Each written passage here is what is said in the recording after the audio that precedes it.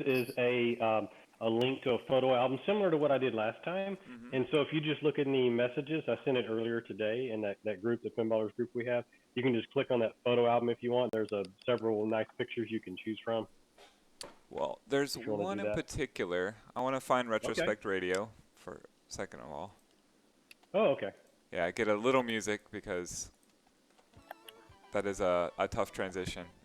Yes, definitely in the chat. Shout out to Angela for doing this. Yeah, she's a doctor, and having that kind of resource to us is I don't know. I just wanted to be there through all this because we're all going through this together.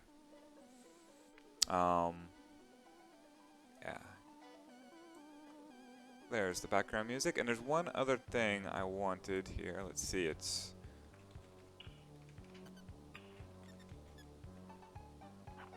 who While gets you're top doing billing that, Chris, today? I'm going to add in some just some text. So there'll be kind of resources I'm going to send in message to Hmm. people. And I was listening to I was listening off and on uh, for a while now. So I wanted to just mention a few free ways that people can connect while you're bringing that up. I'll talk through these if you don't mind. Hmm. Please. So there's several options. People Zoom is in the news, WebEx, Duo, Google. These are all different tools that you can use for free if you feel like you're disconnected from someone and you want to make that connection. You want to have a means by which you can connect not only over audio but visually with someone to make that more personal connection. Those are assets that are available to you. And just in terms of philosophy, everyone has their own philosophy, so certainly it's not for me to dictate. But if you ever need something to kind of give you a different view on the world, I would say I'm by nature very much a stoic philosopher. I kind of live and breathe that philosophy, if you will, and I always have. And it wasn't until someone defined it for me, when I was older, that I realized, oh, I've been like this all my life. But if you want something to kind of give you a different view on the world, and especially with what we're dealing with now, the Daily Stoic is again a free resource for that. And just on something to entertain your mind, I've been reading financial documents and things throughout my existence, literally since I was a kid. So if you ever want like any basic financial information, just something to take your mind off things, and maybe you haven't read as much down that path, there's a free course online from Paul Merriman, and if you have never heard of him, it would be a time to go out and see it. But there's a link that I sent. You can actually go out and look at it. There's a PowerPoint presentation you can download as well as a link to tube. And if you don't have if you don't have something to kind of entertain yourself, those are some things I thought I would throw out. And certainly by no means am I a clinical psychologist, but just trying to be part of the community and help others out. Yeah, yeah. Love it. And Angela can't be anybody's therapist. Like, she has to start off with that. Is she's here as a friend, and she is here to give us general advice and be a resource. But sometimes if it needs like follow up, then she can point you in the right direction to find the follow ups. But I'm glad she's here. I really am. All So right. how's everybody doing? Doing well, and you? I'm good. So it's the Doing Pinballers good. podcast, if I hadn't said so. So the Pinballers are live, and welcome Shannon and Brennan and Austin. Yeah, thank you so much. What's up? And by the way, Okay. Austin, I had your pictures all along. Like, I literally, that entire segment, while having that conversation, I was clipping all of your pictures. So I have literally all the pictures that you sent me. Oh yeah, no worries. Yeah. Well, I think the question on everyone's, I mean, honestly, if I may be so bold, Please. is Shannon, how are those rabbits? Man, let me tell you. I got rid of all those baby rabbits. Okay. So the 5 baby rabbits that I had, they are all gone. I gave 1 away, 2 didn't make it, and 2 went to live with the bunny lady. This morning at 6:30, my cat wants inside, and I get up to let her in, and she's got another rabbit. So that one today was a totally different rabbit from the other rabbits. Oh wow. And this one was not as little, so it actually could hop around my house. I managed to lock them both in the bathroom, and I managed to get the bunny out, and the bunny hopped away. So let's hope that the bunny continues to hop for a little while. Nice. Yeah, it's definitely been keeping things a little interesting around here. Nothing else. So the cat keeps yeah. dragging in bunnies, or? Yeah, Evolved she into and this, huh? yeah, and I truly I'm starting to think that she wants to nurture these bunnies, not eat them. So that's interesting. I can assure you, my cat would not be so cat. Well, mine usually isn't either. I find all kinds of Aw. animals back there, but What are you doing I don't with know. it, kitty? Leave it alone. You see how she like just dropped it? Yeah, that's crazy. She just I saw- moved I it saw- and I then saw dropped that. it. Yeah, and one time I opened the bathroom door, like peeked in real quick, and she was just laying on the floor, like she was just chilling. I was like, "What the fuck is going? Oops, sorry. What is going on here? You know, like, are we becoming a home for rabbits? Because I might be down. I have all this time. You know? Oh yeah, he just. Well, Angela was saying like picking up a new animal or fostering an animal during this period might not be the worst thing. I know Beltran's trying. Yeah, I have 2 kids. I don't need any more animals. They're That's true. dirty and expensive enough. How have you been doing, Brendan? Good. Can't complain. I've been working from home for a few weeks now. Kind of started a little bit before the whole quarantine stuff blew up, so I'm pretty used to that by now. Things are real slow. So just trying to kind of keep myself busy, which isn't too hard. I play a lot of video games, and I do that anyway, so it hasn't been too bad. I'm kind of an introvert as it is. So my plans haven't been too altered besides less trips to free play. Mm-hmm. But we had the folks and my brothers over on Saturday, and just hadn't seen them since this all kind of blew up. And we got a whole bunch of food and beverages from free play on the way over. And Yeah, I was so told that I missed your father. you did. You missed my dad and my brother, and so we got that. They got that quarantine pack, so I'm enjoying I'm a sure nice you're finished with it Montucky already, cold right? snack. I mean, all the food is that's gone. Yeah, but still working through the beer, the toilet paper. We got some DVDs. I can't believe all the stuff we got for $100, but no, that was good. It was good to eat free play food again. It was good to see them again. So I'm hanging in there. I'm feel a little bit lucky in that I'm not the most like social butterfly of a person, so this isn't quite as hard on me as I imagine it would be on some other people who may be more apt to be going out and socializing and stuff like that. But it's just weird. It's just weird, but I'm getting, I guess, used to it for now. How about you, Austin? Last we talked to you, you were really busy with work. Yeah, I mean the thing continues, and I guess it's kind of it's kind of a testament to the weirdness of everyone's roles in life, right? I mean, you can't you can't predict what you're going to do in a scenario like this, right? I certainly didn't align my career to it. I didn't build the gym at home and get the pinballs at home because of it, right? Right. But yeah, it's probably beneficial. I mean, Tracy's busy, I'm busy, so I mean, for us, yeah, I mean, Tracy's probably not 100% normal in terms of how she interacts with work, but I am. I mean, because this was my life. If I wasn't at an airport, which I'm obviously not now, I think we talked about this previously. I'm on the phone, and I'm on the phone for hours and hours upon end, and that's the way it was. I mean, I got on my first call at 9. I've been getting on calls as early as 6 a.m. and getting Oof. off of them as late as 7 or 8 p.m. And today I was on my first one at 9, and I was off of my last one at about 4:45, and I had nothing but other calls in between. I think I had 30 minutes of the day that I was not on the phone. So that's kind of normal for me. That's actually somewhat of a normal day. That's not an extremely busy day. Yeah.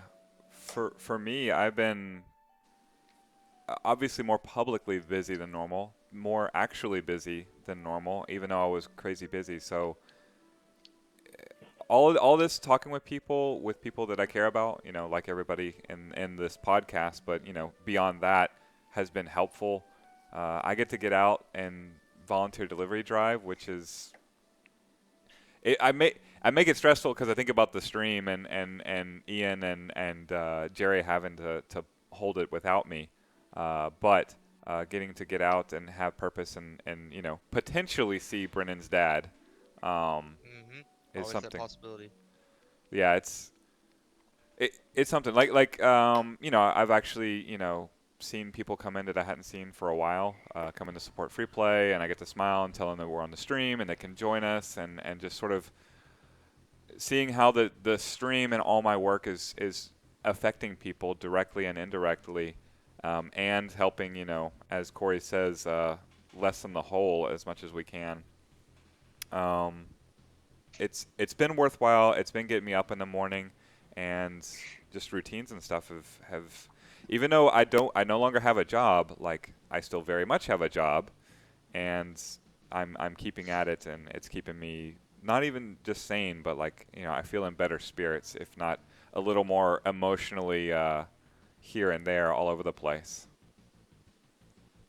Yeah, that's good. I mean, you need something to occupy your mind, right? So that's good. I think you might be working a lot more hours than I do if you counted them up, though. That's the other thing too. I mean, the amount of hours you put into this effort. I mean, the community appreciates it for sure, but man, that's an inordinate amount of work on your shoulders there. It is. It's a lot, but also like I mitigate it by things like talking about my feelings on the air. So it's not like I don't get leisure time. I just get it with a camera in front of my face, which is a little weird. It does get to me at points, and I did want to ask Angela about that, but I'll just ask her tomorrow because she comes around every day.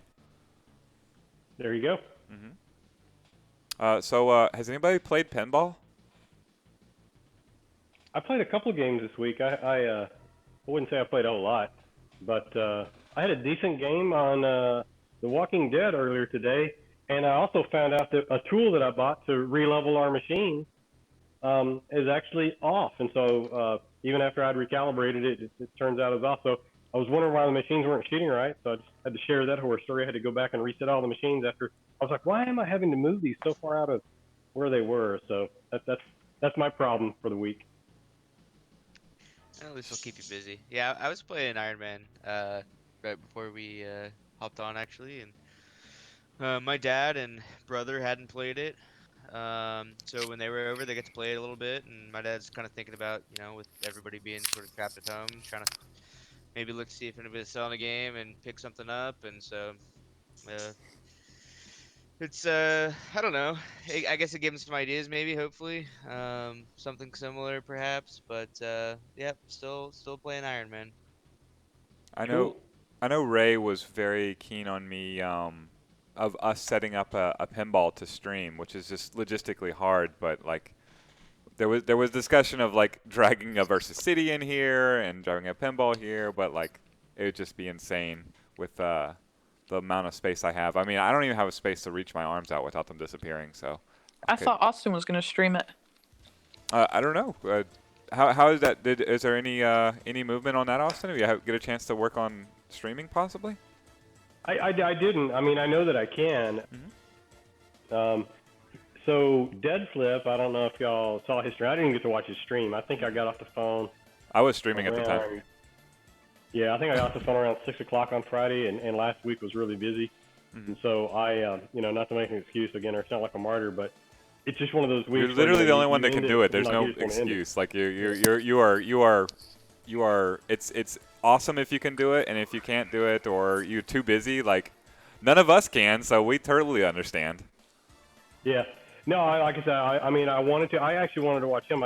And someone posted this in chat. Yeah, I think he got like 19 or 20 streams.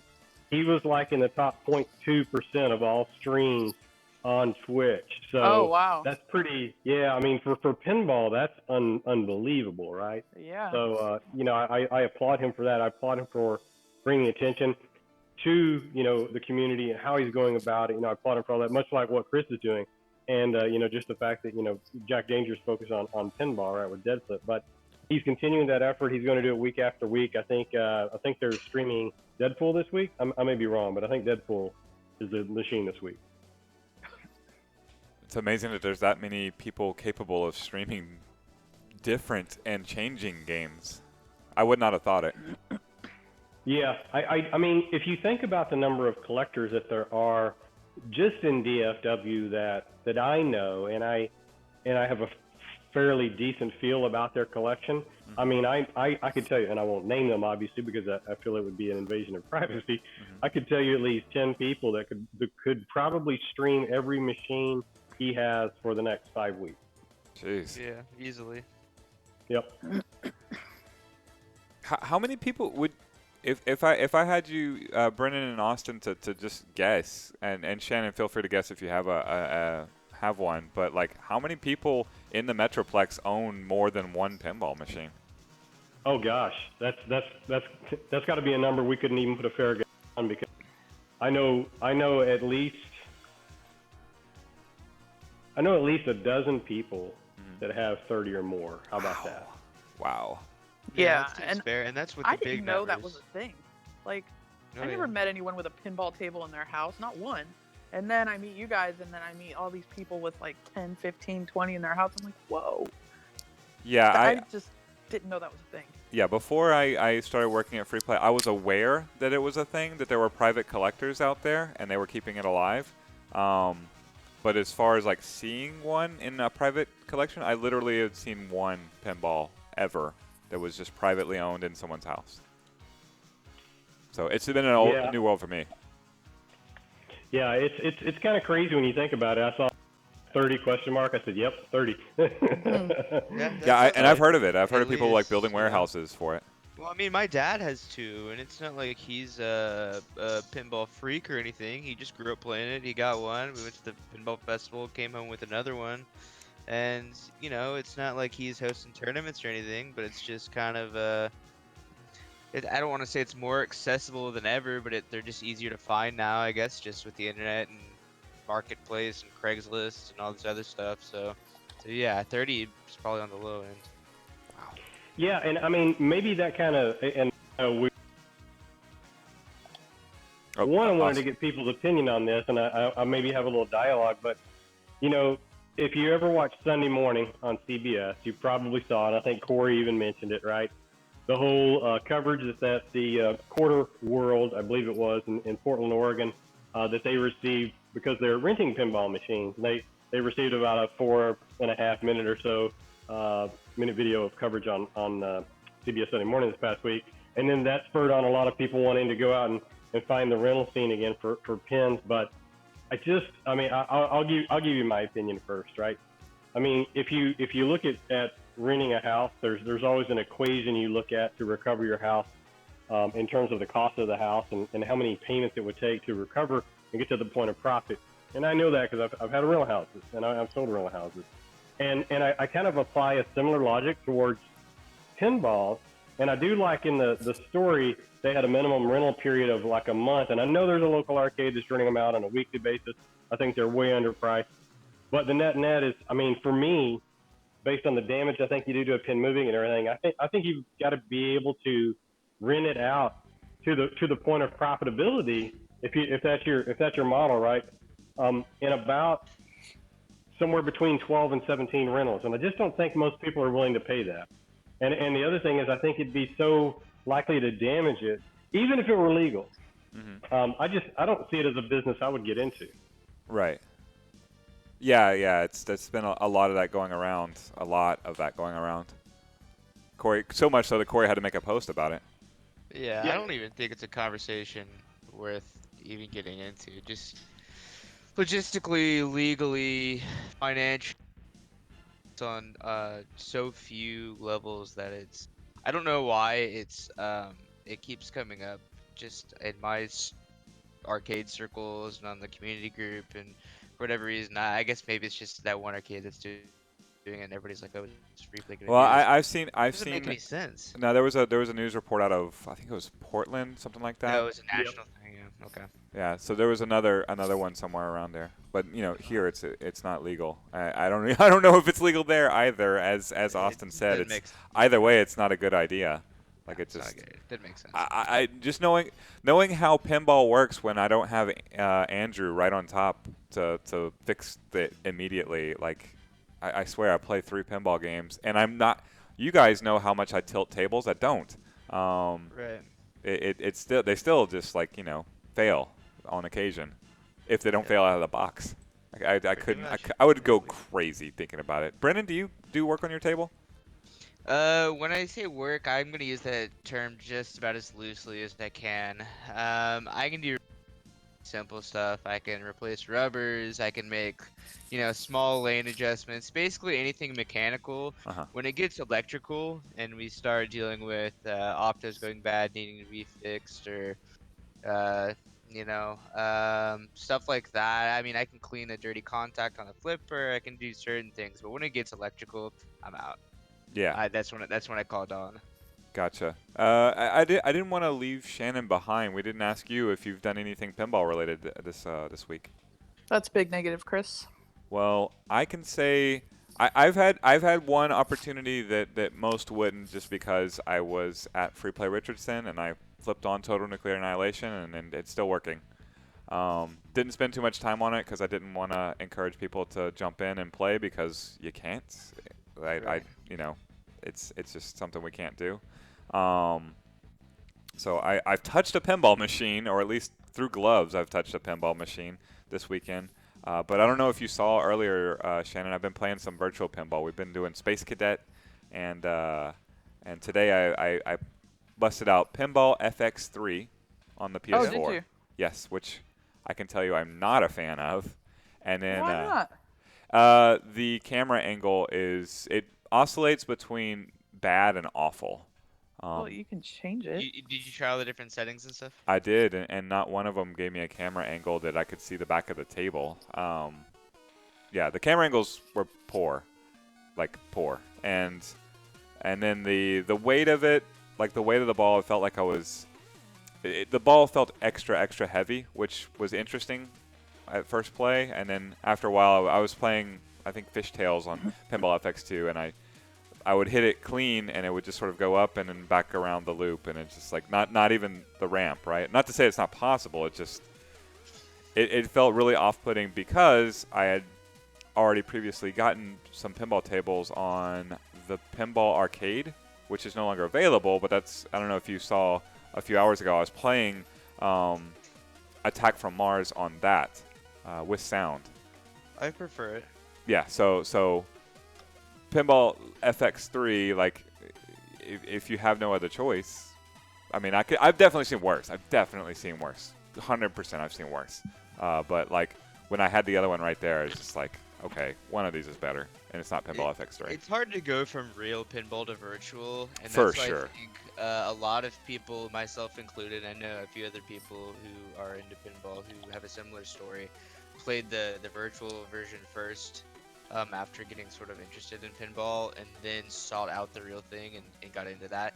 It's got to be so much harder to do it the other way around, just because you cannot replicate the real thing. And I mean, I really haven't played the virtual thing since I discovered real pinball and got my own game and everything. So why would I? So I don't know. I get it. Yeah. To the Mental Lizard's point, that he can't, like, play anything other than that or Space Cadet. That there are other video pinball options out there. Maybe not necessarily to get the specific table that you want, but also maybe to get the specific table you want. Do you guys know of very many pinball options out there in video game form to play? I just know those two for the most part. I'm 99.9% sure there's other options, some of which may be better. One second. Maybe worse. Or you guys keep going. I'll be right back. No problem. But yeah, those are the big two. And Pinball Arcade was the big one until they lost the right to the Williams games, and now I think FX is what everybody plays for the most part. But I don't know where else to go if it wasn't for those two. So if you want a real game, hop online. I just posted the link, and not to cut Shannon off, I just wanted to introduce this. I talked about this before. There's a Batman 66 in the Netherlands on Surrogate TV. You can pop in, you can queue up and play it for free.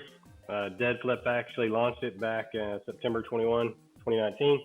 So you can pop in there and play right now. There's 0 players in queue, and I've got the link posted in chat, so you can get the experience of that. Huh. Well, that's kind of cool. I try to help where I can. I totally get it, right? Not everyone's going to have a situation where they can even accommodate a machine, which is also why I guess it seems illogical to me. And I won't mention any names, but I had some people who told me they didn't have space, and then yet they're reaching out to ask if people are renting, and I'm just like, I thought you didn't have space, right? So, at the end of the day, I don't know. I've got mixed emotions over that. But yeah, that Batman 66, you can queue up for that. I mean, it's an awesome machine. And So other than having that tactile sensation, that's the only thing you lose. Go ahead. how did he even do this? Like what? Yeah, it's just a couple of cameras and Arduinos hooked up, and it's in a completely closed off room, so that they don't have the sound permeate through. And then they just control people queuing in through that link. And Sorry. yeah, you can just log on in and play. Breaking news, I have 2 fish now. Congratulations. Thank you. I also have 3 cats, so we may have more breaking news tomorrow. Stay tuned. Oh. It depends on how long the cats and fish are left alone, right? Right, exactly. Iron Maiden, anyone? So, Iron Maiden. oh, I just want to, before we get completely off of video pinball, if you have an old system, these are not pinball, by the way, but if you just want to bang flippers against virtual pinballs, Crew Ball on the Genesis has the Motley Crue, like 16-bit soundtrack. It's ridiculous. Takes forever, but it is what it is. Sonic Spinball, not a fan, but kind of okay. It's interesting. It's a footnote, maybe. Epic Pinball on the NES. There's some video game pinball hybrids out there that, while definitely not pinball, if you just want to see a pinball blast off a flipper, Pokemon Pinball, yes, General Yagov is right. Pokemon Pinball. Metroid Prime Pinball on the DS. There's pinball options out there, and some of these systems are very, very old, so we're on, in much the same way that we are playing on Fightcade, it's available out there. Sorry. So, Cool. Iron Maiden. Iron Maiden, released by Stern, March of 2018. I know we took a little break. We had actually planned on talking about this pin, I think, a few months ago, if I remember correctly. I know that, correct me if I'm wrong, but Brendan, I think you had talked about it, and we're like, hey, we're going to cover that next time.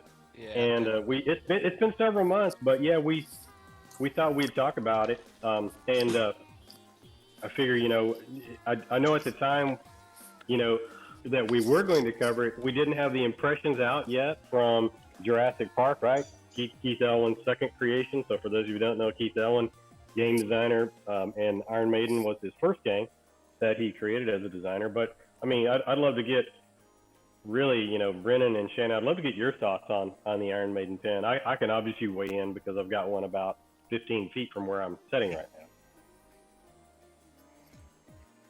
I mean, Go ahead, Brennan.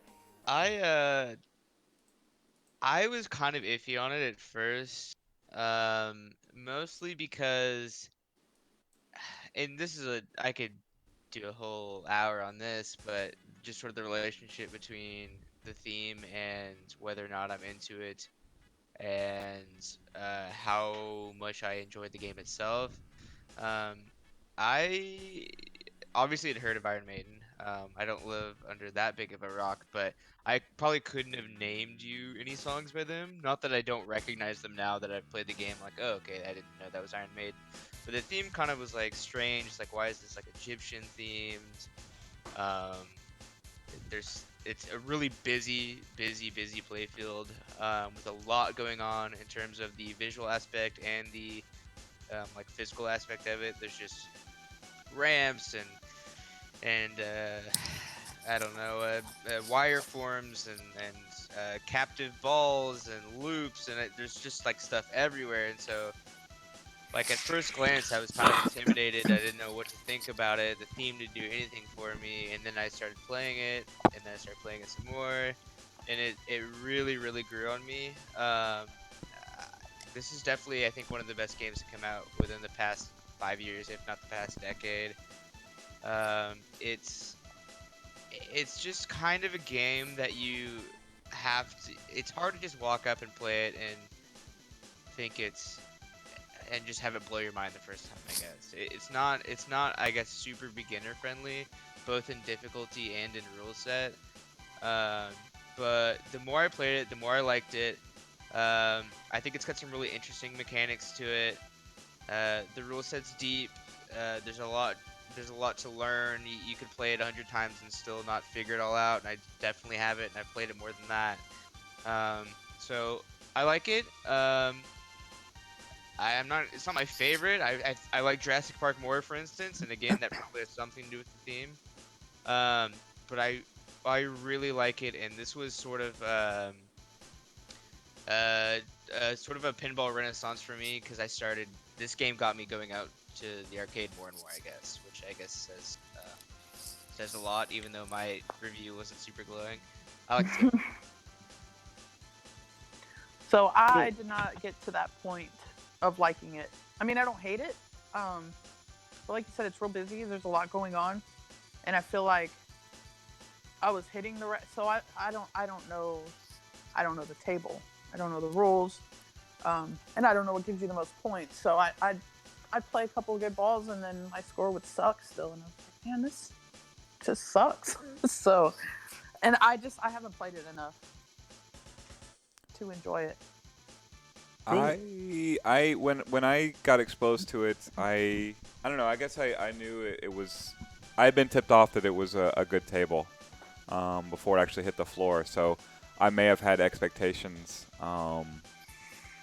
tainting my point of view. But I mean, I liked it right away. Like, now I'm not sure why the Egyptian theme either. I would love to ask Austin about that. But as far as the table goes, like, I don't know. You activate the multi-ball and hit the blinky shots and like it does have it has a deep rule set, but it's not like when I play pinball like I normally do. It doesn't have an effect. It's I can think of like the Jersey Jack games. Some of those where if I don't understand the rule set, I drain my ball and I end up with a participation award and a 500-point ball.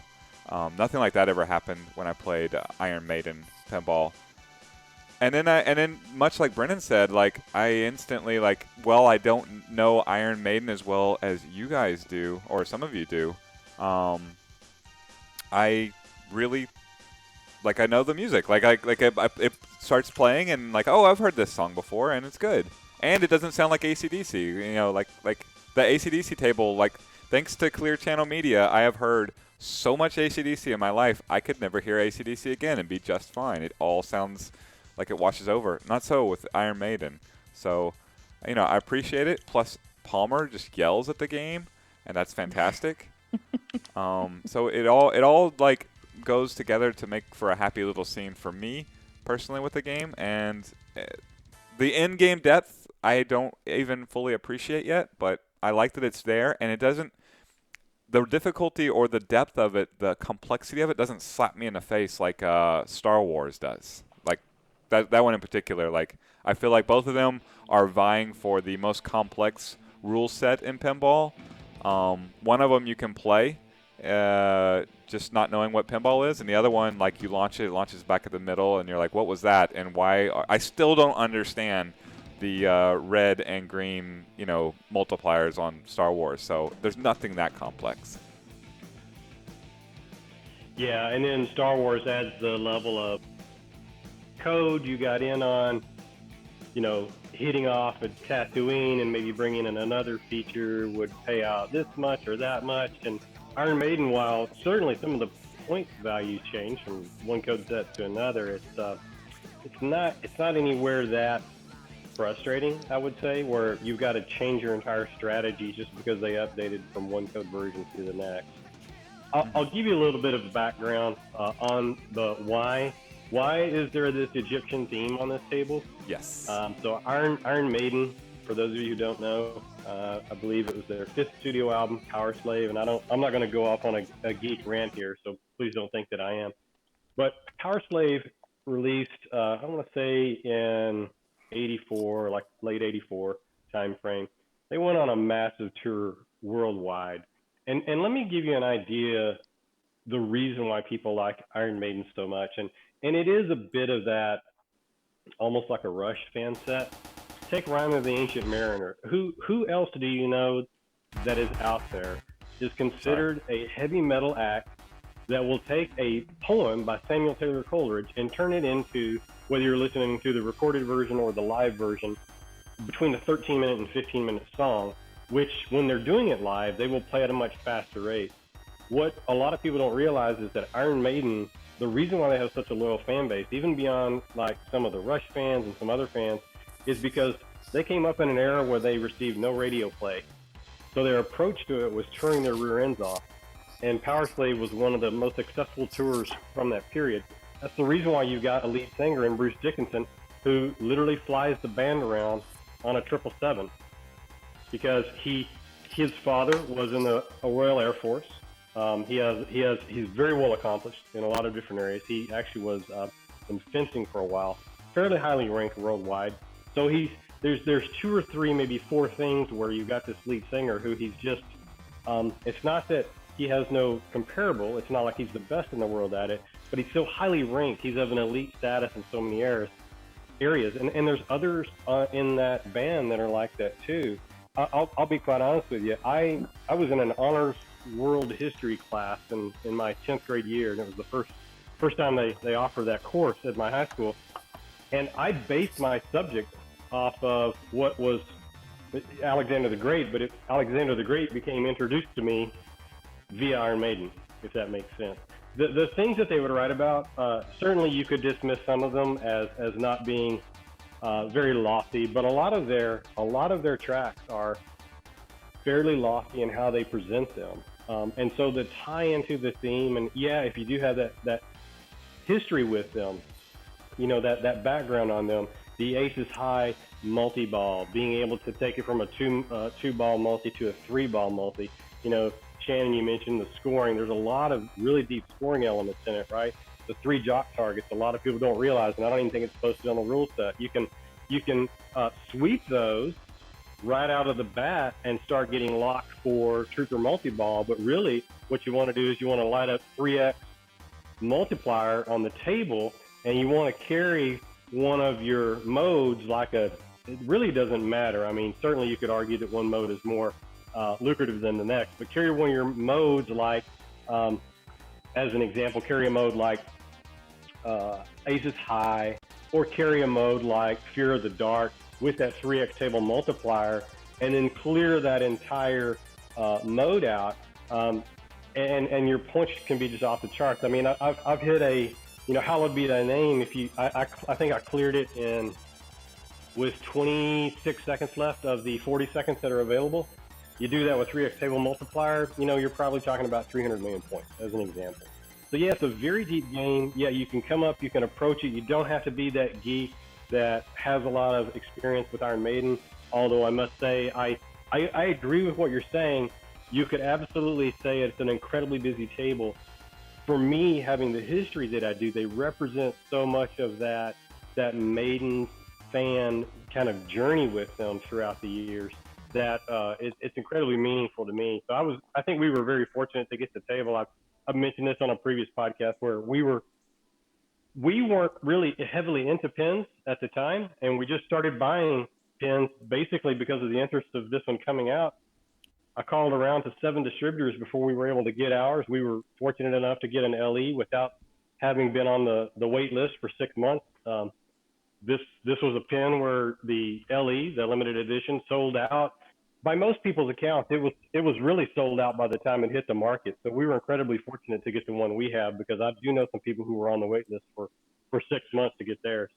But it's just, to me, that distraction that you see is also incredibly beautiful. So they have a long history with some incredibly talented artists throughout their years that have done the animations for them, as Chris is showing there, between the flippers. It's just it's so well tied together. And the other thing to think of is, it could have very easily failed because Keith Elwin is not an Iron Maiden fan. He had somebody else on the team that is. And the other thing that I think is really cool is Keith Elwin brought this table design over from a whitewood he had called Archer. And so if you've seen that whitewood of Keith Elwin's Archer, this is actually unchanged from the shot layout and unchanged from the ramp and wire form structure that he had in place. And this is also probably about 90% of what you have in Jurassic Park in terms of the shots and layout. Yeah, I think it needs to be like if we haven't already said it, like this table in particular seemed like it was a huge game changer for Stern.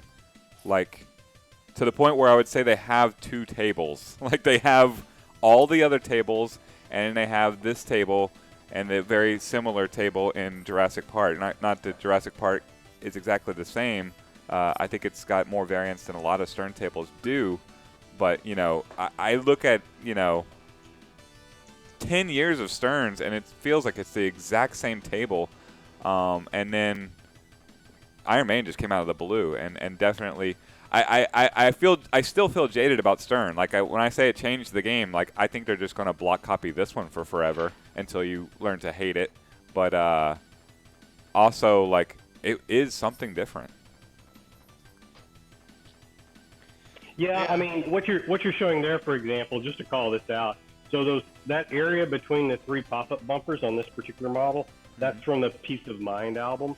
And so, yeah, I know what you're saying. If you didn't have that association with it, you didn't know the kind of the story behind it, the lore, if you will, you'd have really no appreciation for that. As it stands, though, that happens to be Tracy's favorite album, and this is actually the first band she saw live. So she's got the coolness factor going on there. Yeah. I wonder if this is going to set a trend design-wise. And for those who don't know, Keith Elwin is probably the best player in the world, maybe the best ever. He is a transcendent pinball player who made this and Jurassic Park. And so, you know, I'd wondered just sort of to myself before about why we don't see more competitive pinball players who are looking to get into the business of making games, or at least consulting on the production of games, whether that be Stern or Spooky or independently or whatever. And so I wonder if this is going to sort of snowball, and we'll see, you know, Eschers and you know, I know Bowen does just a lot of the code and rule set for Spooky, and he's done a couple games so far, and so I wonder if we'll see sort of more of that in terms of playfield design, because if there's one thing I would say to describe it, is that it's a player's game. It doesn't really care that it's not super accessible, or it's not like, oh, you just hit this thing in the middle over and over again and you get, you know, multi-ball. It's a player's game, and so is Jurassic Park. So I'd be curious to see where this goes. I'm curious as well. Although I'm very impressed by what'd you say the name of the designer is here?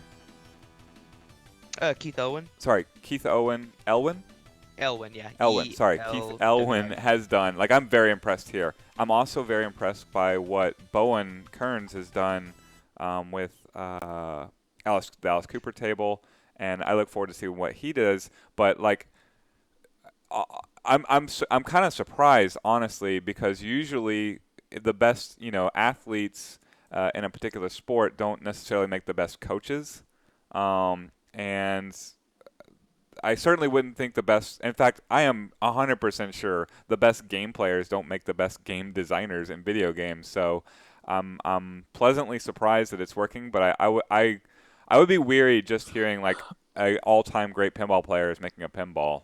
But you know, the proof is in the pudding, and so far, I'm impressed. Yeah, I know that. You know, you mentioned 2 of them, Brennan. 3 names that come to mind.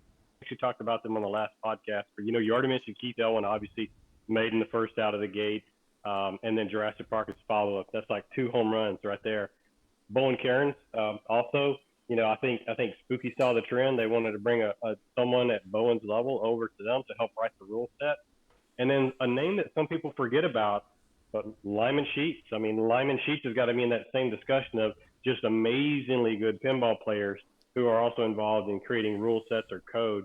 And yeah, and I think you are right. I think this could be a trend where you bring a professional at that level in to consult on it, and quite frankly, make the game deep. Because certainly you could say that those 3 people that we just mentioned typically make very deep, very playable, very fun games because they are approaching it from the player's point of view. I think that's that might be the takeaway, or I hope it's the takeaway, is just to make back-end depth to these games, where you can enjoy it on that beginning level, and then you can also, like, you can own it and play it for years on end and never, not just you can't beat the wizard mode, but, like, the way you play the game might alter as the years go on. Yeah, I think that's sort of the test of a game is longevity. And I think that's why some of the more well-respected, well-known games have that longevity. There is no like clear path to victory necessarily. You can approach it from different ways, and that's definitely the case for Iron Maiden, Jurassic Park, and I think I guess maybe the most surprising thing to me is that Elwin, like, from what I understand at least, was not just a consultant, but absolutely just designed the game himself. He had the whitewood. He's the one who actually did he got his hands dirty and actually designed the thing. And that's why I think even if we're just talking consulting, like, Stern shows him a blueprint or a 3D model and shows it to, whoever, we'll just say Bowen because I can't think of anybody else off the top of my head. What do you think about this? Here's our rule set. What do you think about this? How can we make this more appealing to the pinball player, or maybe how can we make this more accessible to the casual player? Um, I think there's a lot to be said for bringing in the people who actually play them. Not that the people who design them don't play them, but the people who play them at a high level. Um, Bringing them in and just having them give it a once over and say, I don't know about this, or you could probably change this a little bit, make this a little bit harder to hit, or make this worth more or worth less, whatever. Um, there's something to be explored there, I think, that we maybe are just now getting into with Keith Owen. Yeah, I think you're spot on. I think I maybe mentioned just as a side note in one other podcast, but just to kind of call out what you're saying, I think the uniqueness can also be can be summed up by someone on the insider. So Mike Vinacore, for those of you who don't know, he's I think his official title is like junior designer at Stern, and he got into the video gaming industry as a profession because he was really good at playing a game, and one of the developers of this game decided to say, hey, I really want a good game player, kind of following on the same logic, to come in and play my games and test them out. That's ultimately what ended up to creating this career path for Mike. So the reason why I mentioned Mike is because he worked with Keith Elwin on this as a junior designer, and I've listened to Mike speak about this publicly, and he said that's the only time he ever had a designer come in who had 90+% of the design done in his head. He did it for Iron Maiden, he did it for Jurassic Park, and it was almost to the point that Mike was like, all I had to do was kind of help him through the play components of it. He's like, I almost didn't do the amount of work I would normally do, so he kind of felt guilty because Keith's vision was just that complete. And I think you will see some tables like that from players at that level that have always had this kind of pent up thing in their head, and it launches out. I just hope he can keep that creativity up and keep the challenge going, because I think his first two tables, Iron Maiden and Jurassic Park, that we talked about, I think are both smash hits in my opinion. I'm hoping number 3 and 4 and 5 from him are just as good. That's a high bar to set for anyone.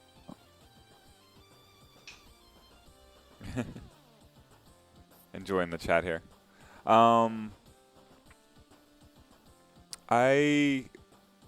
So he did Jurassic Park as well, right?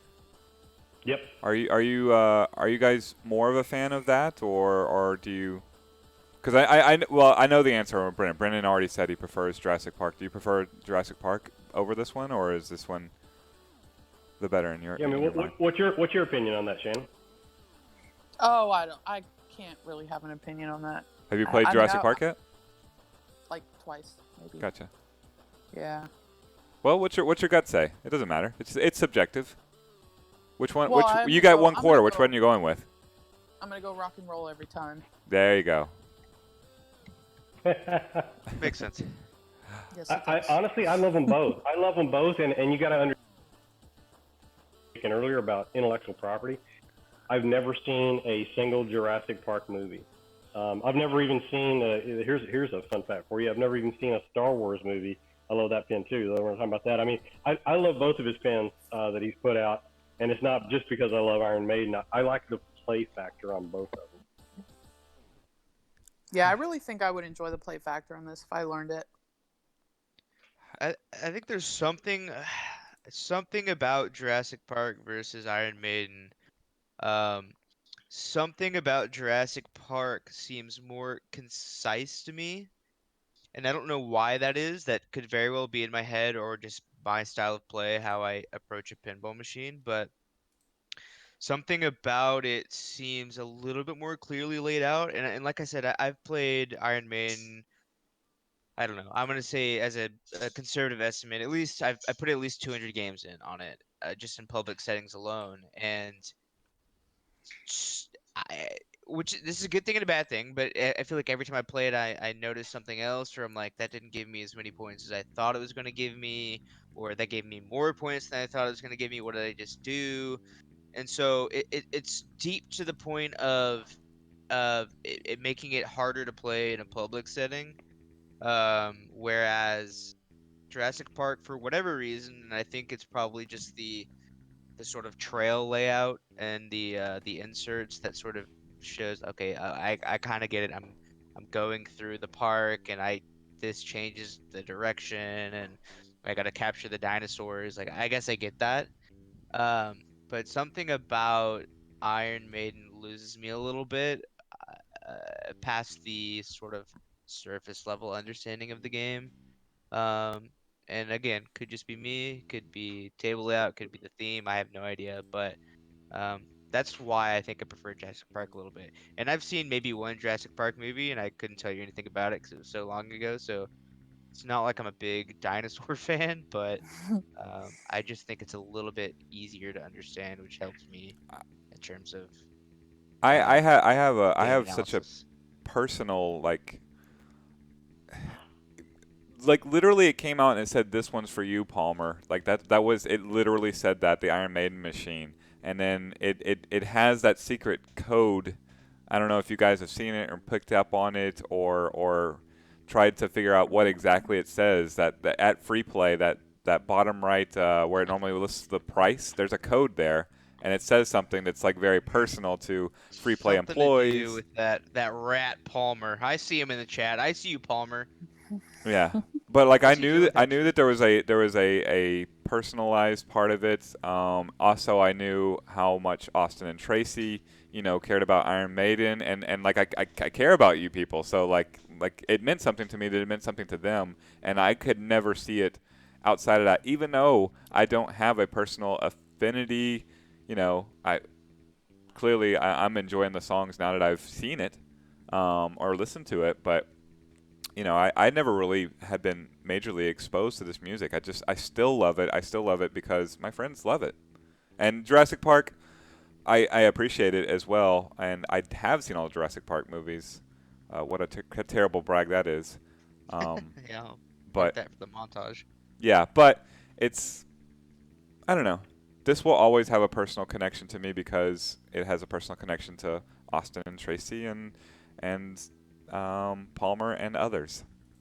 It was an instant hit. I'll say that. I mean, when that thing hit the scene, it was like not even just free play, but like everybody I know who's involved in pinball was seeking it out, trying to buy it, asking where to play it, etc., etc. Everybody had played it, it seems like a month after it had come out, which is not always the case. You know, See Stranger Things, for instance, which I know a lot of people still haven't played. what's crazy to me is like how much they seem to have hit it out of the park with the IP as well because I don't know anybody who like there's a lot of jaded music choices here in the Stern lineup, right? Like it feels like they're just going off of KEGL's 1995 playlist, and that's it. Sure. And no, none of them really seem to move the needle for me. Like Ray likes Metallica, and there's a couple of them that like I kind of dig the Aerosmith IP, but this one really got out the metalheads. Like I'm shocked. Primus also like had people talking in my circles, but this one really seemed to like speak to people. I found that odd even. I'll admit it took me an embarrassing amount of games to figure out that the song at the beginning has nothing to do with the gameplay. It's just purely for entertainment purposes. Absolutely. Yeah, that is one of the cool things. And yeah, you guys mentioned the rule set. I think that's one of the things that intrigues me. And I don't pretend to know everything about it. The rule set is so deep. You know, you've called out a lot of things. I mean, getting to cyborg multi-ball is probably your first mini wizard achievement. How you go about that, I won't spoil it for you. But to the point of getting there, I mean, you're probably, if you haven't just poured over the rules of the game, you're probably going to get there by accident your first time. You Yep. know, it's just how it is. I think that's one of the cool things for me. I don't know. I know Palmer loves the music. I mean, certainly I do too. I don't see this as a game that gets old for me. Probably for that reason, right? There's so much ties to it. So yeah, it's kind of near and dear to me. I'm not getting old. I'm not getting worn out on the music, and I'm not getting worn out on the gameplay, which is a really, really good sign for me. Like personally, like I am definitely, like I said, you can have your AC/DC. I can never hear one of those songs again and be just fine. So I can get worn out on the music generally, but I don't know. There's something about Maiden itself, like their music is varied and it holds up, at least for me. Like I'm getting introduced to it as through game, as so many artists have been introduced to me. Way better than my Yeah, experience with Crew Ball, by the way.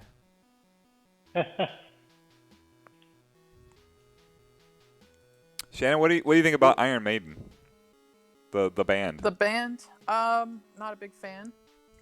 I like the music. Vocals are crap, along with Rush. And I'm sorry for those who won't be my friend anymore. Well, yeah, you have I'm an eye not a patch. big You're a fan. renegade sometimes. Yeah, that's true. Yeah, I thought the lead singer from Rush was a female until I was like 20, in my late 20s, mid 20s maybe. I had no idea. I mean, I didn't listen to. I grew up on that music, but once I could pick my own music, I wasn't listening to Rush and Iron Maiden. I listened to a lot of Metallica. Yeah, dude, Lego. I don't like the high pitched. I'm just not a fan. It doesn't appeal to me. I'd rather have people screaming than that. Like it's just not my thing. I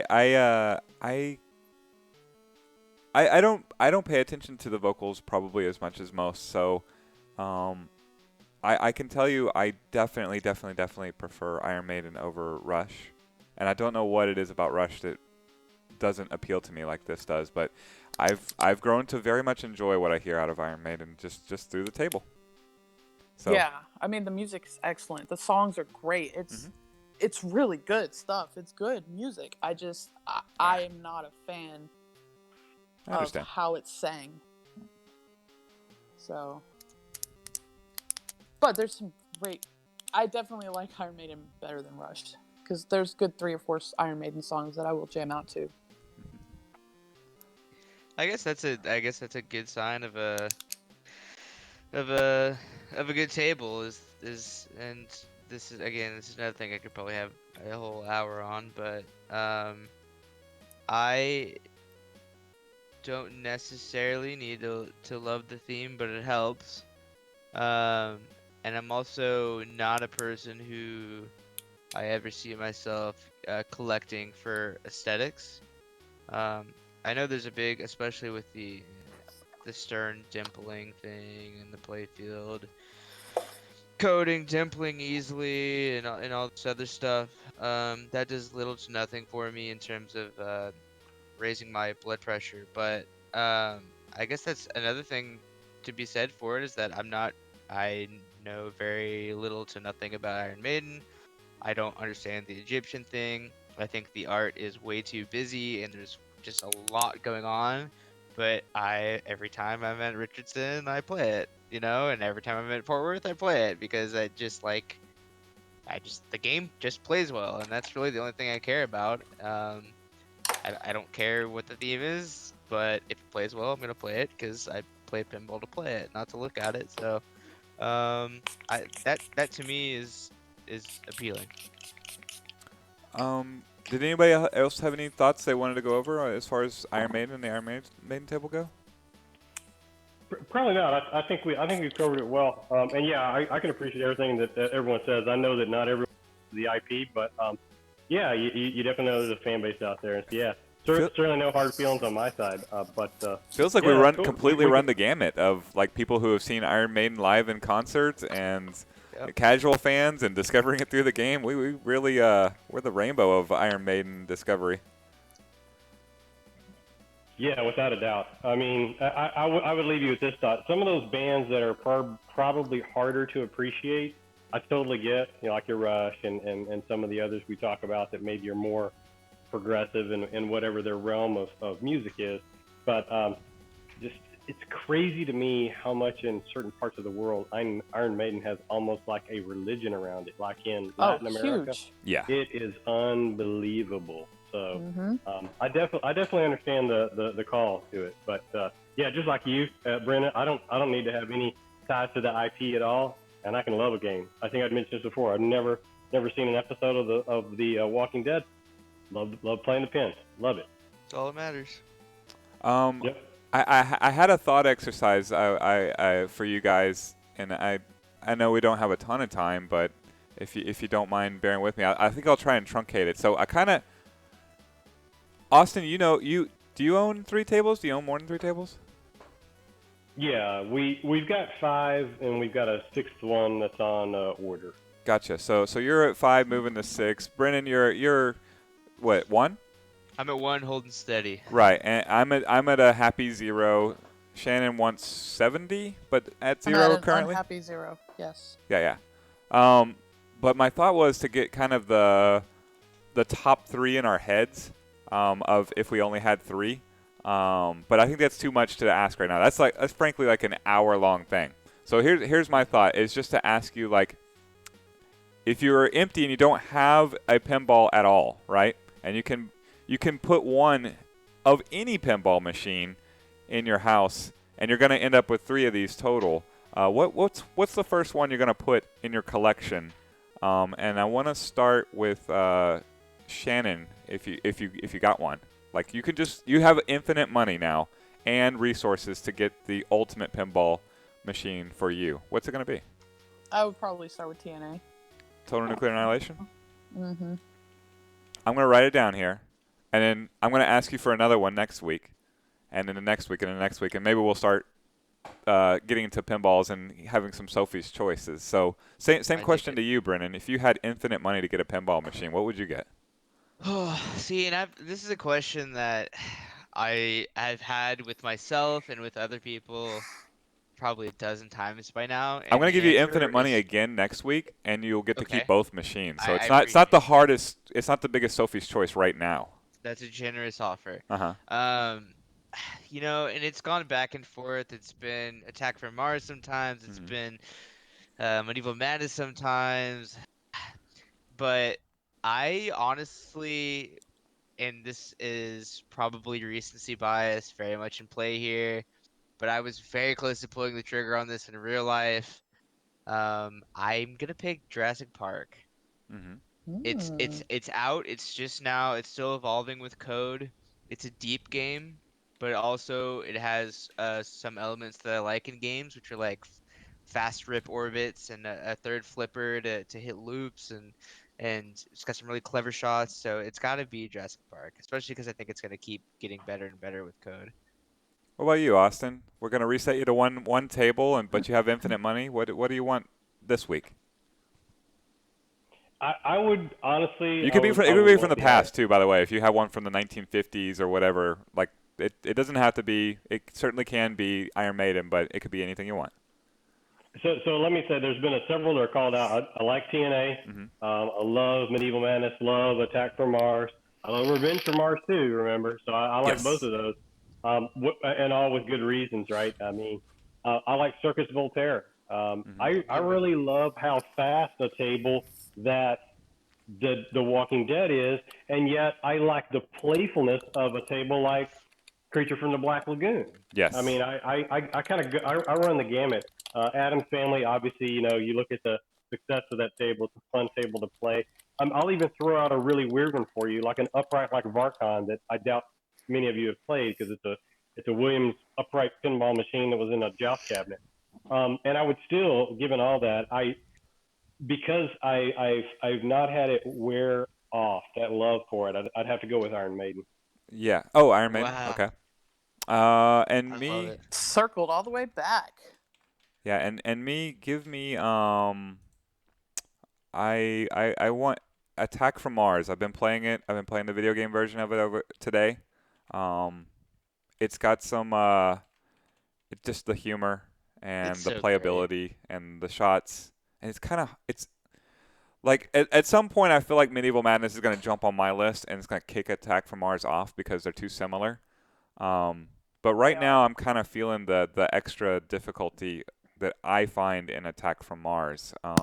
Hitting that lock shot, the emphasis of the shots around the table. It's funny. I want to wizard mode it. Like I want to get as much into Attack from Mars as I can, even though it's a game that's been out for quite some time. So there you go. Shannon's got TNA. Brendan's got Jurassic Park. Austin's got Iron Maiden. I got Attack from Mars. I've got an infinite budget for you guys next week too. Excellent. What a mensch. This is like giving me a sense of false hope. Or Believe in yourself. It can happen. I'm just so sad I don't have a pinball table here. We're Just gonna gotta open go free into play again. freeplayinc.com/savethearcade. We're working super hard. Like everybody who owns Free Play Arcade, everybody who goes to Free Play Arcade, everybody who used to work for Free Play Arcade, like the groundswell of support is so great. I just can't imagine it not opening in some form in the future. I just can't. I don't know. I agree. I couldn't imagine what that reality would look like, so I have no other choice but to believe that there will be some sort of semblance of free play on the other side of this. Yeah, there's gotta be. Whoa. Was that dubstep, Austin? The aliens got Austin. No, it's Derek. Speaking of I was Attack from silent on my end.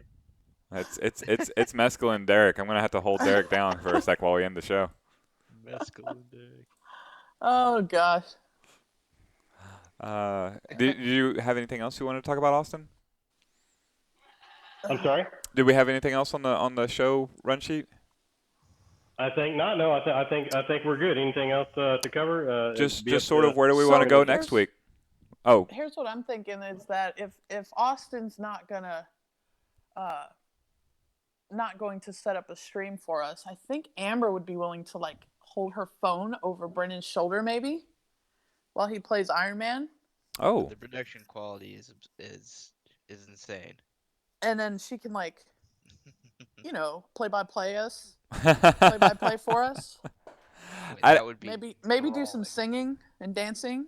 the variety Oh, hour. it's a variety Yeah. hour. Wow, that's Amber, I think this is made for you. This is what we have to get going. Well, also there's Space Cadet. Are you guys gonna play in the monthly? I am certainly Yeah. going to. It's not like I got started anything else and- going on. Yeah, I had to work, and What? then I never jumped back on it. Well, why don't we put, because we still got some time in this month, quite a bit of time in fact. Why don't we look at Space Cadet Pinball since we're stuck at home and we don't get a lot of pinball exposure for next week. Let's do Maybe it. we tear it apart like it was an actual pinball table. Let's do it. Yeah, You done with that, Austin? Yeah. All right. I know it's got a deep rule set, so It we might need a little bit more than does. an hour. Mm-hmm. Oh yeah. To go through the No, whole it thing. actually does have a pretty deep rule set. I don't know where the wizard mode goes, but like it's not. It is. It has some modes and stuff. It's pretty cool. Does it really? Oh 'Cause yeah, I- absolutely. Yes. Yeah. Missions and there's a lot of lights to light up in that table. Which table is this? I'm sorry, because I missed that. 3D Pinball Space Cadet, the Windows pack-in game that is the monthly challenge for Free Play Arcade. Oh yeah. Nice. Yeah, we're all giving it a whirl anyway. If you want to play 3D Pinball Space Cadet before we do our show next week, Corey posted a link because he's the one who declared it the Free Play Arcade monthly challenge. So it's it's available for free. It was always a pack-in game with Windows. It is not a pack-in game with Windows 10, but you can download it and still play it. Yeah, it's an excellent game for sure. Yeah. I played it many times. I'm an old Windows 95 person, so and it ports over. Yeah, and Brennan, we need you to beat Sean's score. Look, this is in the bag. It's just a matter of time. Okay. Who has the top score? Sean Crane, Sean FPA. Sean. I know. He showed up for this? Sort of. He took a picture on his laptop wherever he was at. Yeah, by the way, how are you doing that since we don't have bracelets to hold up and such? I have a bracelet. You can put a bracelet is fun if you want to take a picture of the screen like this with your bracelet. But or whatever you have that's free play, but given that we're all on remote, there's no requirement. I'll get creative. Sounds good. All right, see you guys next weekend at 7. Keep jamming. See you then. Oh, God. Cool. Thank you so much. All right, this is officially the end of Pinballers, but I don't ever ask anybody to leave, so you're always welcome and always welcome to stay. Leave. Except for Derek, whom I muted. No, Derek can stay. I want to be able to bring him into the conversation. So here's Derek's mic is unmuted as we have officially ended Pinballers. Oh, he was talking the whole time. Oh, was he? I was like, I said, and nobody was responding. I was like, what's going on? He's just talking right over you. I just jumped in here and I didn't even know what was going on.